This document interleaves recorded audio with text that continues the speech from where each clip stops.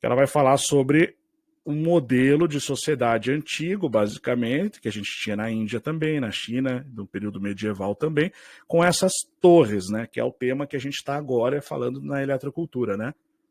Que é o tema que você abordou na última aula, inclusive, né? Sim, exatamente. E é uma coisa assim que chama atenção, porque quando olhamos, imaginamos assim, mas aquilo ali deve ser uma torre de pedra. Como aquilo ali poderia ser uma espécie de emissor? Como é possível que aquilo ali emita energia? E isso é uma coisa assim que é impressionante. Bom, para quem não sabe, talvez você já deve ter ouvido falar ou lido em algum lugar, assim como nós temos os ímãs, que possuem o seu próprio campo magnético, existem metais que possuem o seu próprio campo elétrico. E mesmo aqueles que não têm um campo elétrico podem atuar como condutores magnéticos, tanto condutores magnéticos quanto condutores elétricos. E um dos metais não é um metal da forma que a gente está acostumado a ver, né? Mas são pedras que também costumam ser utilizadas, que eram usadas na composição desse tipo de torre, é o basalto. Inclusive, eu uso basalto quando vou fazer ali minhas pequenas torres. O basalto, ele tem essa característica que é, basicamente, ele é um condutor magnético. E quando falamos a respeito de torres, são chamadas de torres paramagnéticas, elas vão utilizar essa energia atmosférica, como foi mencionado no texto, que também é chamada de paramagnetismo.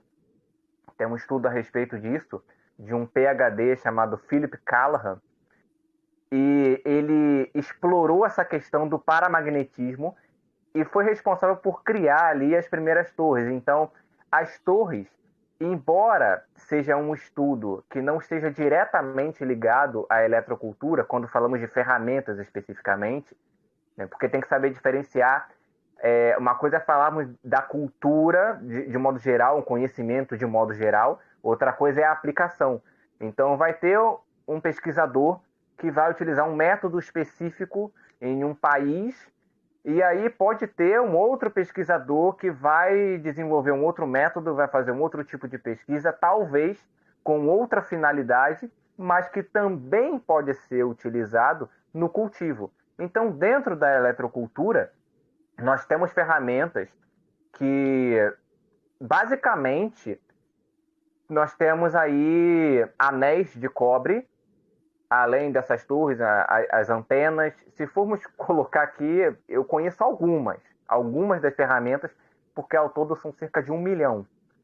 Então, se parar para pensar, todo esse tempo, desde lá de 1700, talvez até um pouco antes, esse desenvolvimento, ferramentas que eram testadas, e aí depois de um tempo tiveram outros especialistas que desenvolveram outros tipos de ferramentas.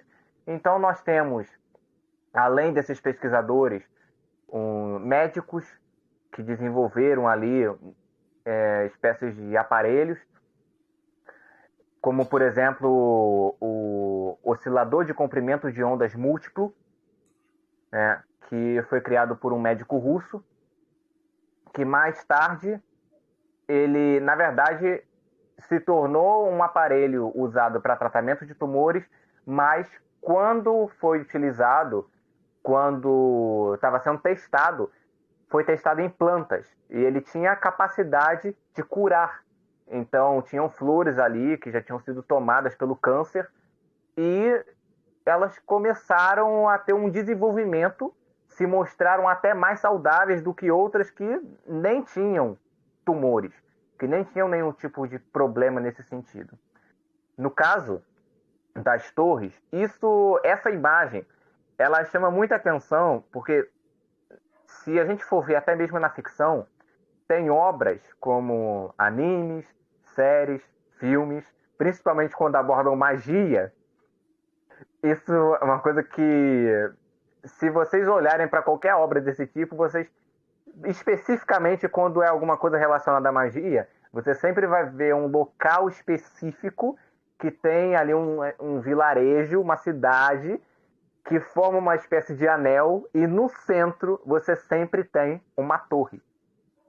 A gente não presta muita atenção nisso, mas isso, a gente sempre vê uma referência dessa em obras de ficção. Sempre tem alguma referência desse tipo. No meio da cidade sempre tem uma torre.